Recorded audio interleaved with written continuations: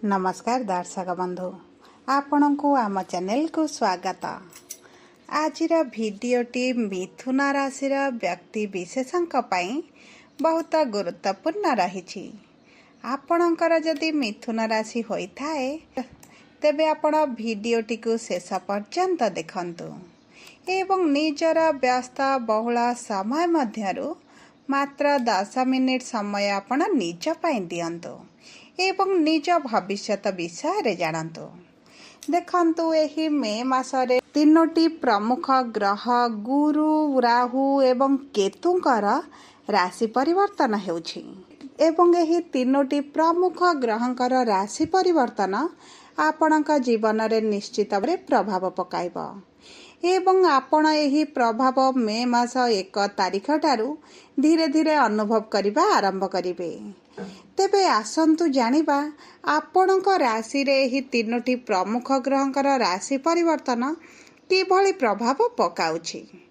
किंतु भिडियोटी आरंभ करिबा पूर्वरु जदि आपणकर भी मिथुन राशि होइथाए एवं आपण भी ईश्वर को आंतरिक भक्ति एवं विश्वास करंती तेबे भिडियोटी को लाइक करंतु।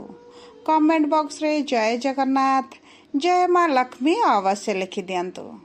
ता सहित आपणक मन रे जहाँ भी प्रश्न रही जहाँ भी द्वंद्व रही आपण कमेंट बॉक्स रे लिखि जणांतु। आमे आपणक प्रश्नर उत्तर देबा पई यथा संभव प्रयास करिबो। देखंतु विलंब हेले मध्य आपणक प्रश्नर आमे निश्चित उत्तर देबो। ता सहित दर्शक बंधु जानी रखंतु जे आमर एही कार्यक्रमटी आपणकर जन्म राशि बा चंद्र राशि उपरे आधारित होईछि। जदि आपण आपणकर जन्म राशि जानि नाहंती एवं नाम राशि को व्यवहार करी समस्त कार्य करूछंती तेबे आपण कमेंट बॉक्स रे निजर जन्म तारीख जन्म समय एवं जन्म स्थान लिखि जणांतु।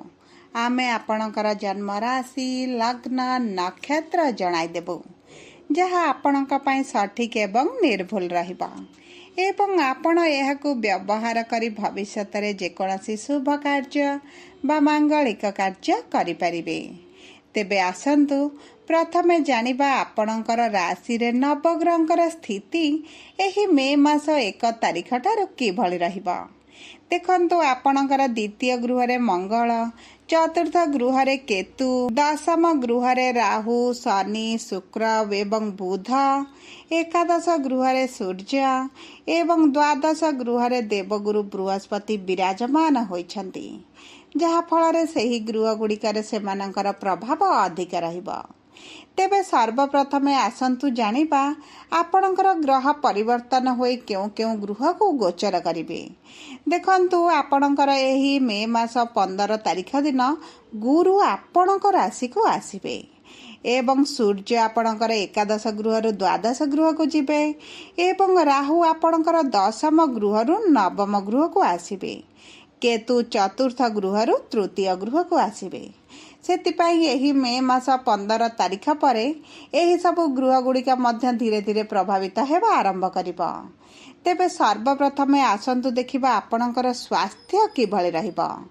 देखंतु आपणकर स्वास्थ्य आपणक कुंडलीर प्रथम गृह रु जणा पड़े एवं आपणक कुंडलीर प्रथम गृह को देवगुरु बृहस्पतिंकर गोचर हेउछि जहा फल रे आपणकर स्वास्थ्य को नै थिबा चिंता आपणकर शेष होई जिवो। आपणकर जदि पेटरे गैस डाइजेशन किंबा जेकोसी प्रकार समस्या चलीथिला सेथिरु आपणको आराम मिलिबो। आपणको कौनसी गुरुतर समस्या हेबार बहुत कम संभावना रही किंतु आपणकर मोटापा बढ़िबार बहुत अधिक संभावनाटी बढ़ी जाउछि। आपणकर फैट रे वृद्धि घटिबो कारण गुरु आपणक प्रथम गृह को आसिले आपण आपणकर खाद्य पानीयर अधिक दायित्व न नै पारंती। सेतिपाई आपण आपणकर स्वास्थ्य रे चर्बी बढ़िला भली किछिटा समस्या अनुभव करिवे। सेतिपाई आपण प्रतिदिन योगा व्यायाम करिबा जारी रखंतु। ता सहित उत्तम खाद्य ग्रहण करिबा पई मध्ये चेष्टा करंतु। ता सहित देखंतु आपणकर मंगल द्वितीय गृह रे विराजमान होइछंती एवं नीच स्थिति रे रहिछंती जहा फल रे आपणकर बीपी डायबिटीज कोलेस्ट्रॉल एवं रक्त संबंधित किछिटा समस्या आपण देखिपारती किंबा जदि पूर्वर आपणकर रही बढ़िबार मध्य संभावना रही सेप्रति आपण टिके दृष्टि देबे। जदि आमे आपणकर प्रेम संपर्क को देखिबा तेबे आपणक प्रेम संपर्क आपणक कुंडलीर पंचम गृहरु जना पड़े एवं पंचम गृहर स्वामी हेउचंती शुक्र जी आपणक दशम गृह एवं केंद्र रे विराजमान करिसंती जहा फल आपणक प्रेम संपर्क रे थिबा दूरताटी कमी जिवो एवं आपणक मन बहुत खुशी रहिबा आपण आरंभ करिवे। प्रेम संपर्क रे निकटतरता बढ़िबो। आपणक प्रियजनक बा आपणक साथीଙ୍କ सहित आपण सुखद समय अतिबाहित करिवे। आपण जदि प्रेम विवाह करिबा पई योजना करूछंती सेथिरे मध्य आपण सफल हेबे। आपणक प्रेम संपर्क रे मधुरता बढ़िबो। ता सहित गुरुंकर दृष्टि आपणकर प्रेमर गृह को रहतिबारु आपणक प्रेम संपर्क रे जहा भी पूर्वर मनमालिन मतांतर मतभेद थिला ताहा दूर होइजिब। बुझामणार वृद्धि घटिब। जदि आमे आपणकर शिक्षा को देखिबा तेबे शिक्षा आपणकर बहुत अधिक भल रहिछि। विशेष भाव में यही मे मास 15 तारिख ठारू आपणक पई शिक्षार बहुत भल सुजोग आसीबो। आपण उच्च शिक्षा करिपारंती आपण भल कोर्स करिपारंती आपणकु मनपसंदर कॉलेज रे एडमिशन मध्य मिली पारे। ता सहित आपण जदि इंटरव्यू देउचंती एंट्रांस देउचंती किंबा जेकोसी एग्जाम देउचंती तेबे आपणकु सेथिरे बहुत अधिक शुभ फल मिलिबो कारण गुरुंकर शुभ दृष्टि आपणकर शिक्षार गृह रे रहउची जहा फल आपणकर क्यारियर रे आपण भल परिवर्तन देखिबे उन्नति देखिबे आपणकु सफलता मिलिबा आपण धीरे धीरे अनुभव करिवे। ता सहित जदि आमे आपणकर संतानर जोग को देखिबा तेबे आपणकर संतानर जोग बहुत भल रहिछि। पूर्वर जदि आपण संतान पई चेष्टा करी निराश थिले एवं आपण बहुत समस्यार सम्मुखीन हेउथिले तेबे आपणक संतान पई बहुत भल समय आसुछि। आपण आपणकर चेष्टा जारी रखंतु एवं भाग्य आपणकर साथ देब। देखंतु गुरु हेउछंती शुभ ग्रह एवं तांकर शुभ दृष्टि आपणकर संतानर जोग को बहुत अधिक बढ़ाई देउछि। तेणुकरी जो दंपति माने संतान प्राप्तिर आशार अछंती सेमानंको संतान मिलिबार बहुत अधिक संभावना बढ़ी जाउछि एवं जो नव विवाहित दंपति संतान पई प्लानिंग करिबा पई चाहुचंती तेबे एही मे मास 15 तारिख पर बहुत भल समय आसुछि। आपण संतान पई प्लानिंग करंतु आपणको सफलता मिलिबो। जदि आमे आपणकर वैवाहिक संपर्क को देखिबा तेबे विवाहर गृहर स्वामी हेउचंती प्रभु बृहस्पति जी आपणकर प्रथम गृहरे बसी आपणकर सप्तम गृह को दृष्टि देबे। तेणुकर जो अविवाहित व्यक्ति माने विवाहर योजना रे रहिछंती सेमानकर विवाह हेबार बहुत अधिक संभावना रहिछि। आपण विवाहर योजना रे रुहंतु विवाह आपणकर एही मे मास 15 तारिख पर निश्चित भाव में होइजिब एवं जो वैवाहिक दंपतिक संपर्क रे किछिटा समस्या चलीथिला ताहा मध्य दूर होइजिब। जीवन साथी सहित प्रेमर भावना आपण अनुभव करिवे। आपणक परिवार रे किछि एभली घटना घटिबो जहा द्वारा आपणकर साथींकर आपणक प्रति सम्मान बढ़ी जिवो। वैवाहिक संपर्क रे प्रेम एवं रोमांसर वृद्धि पाइबो।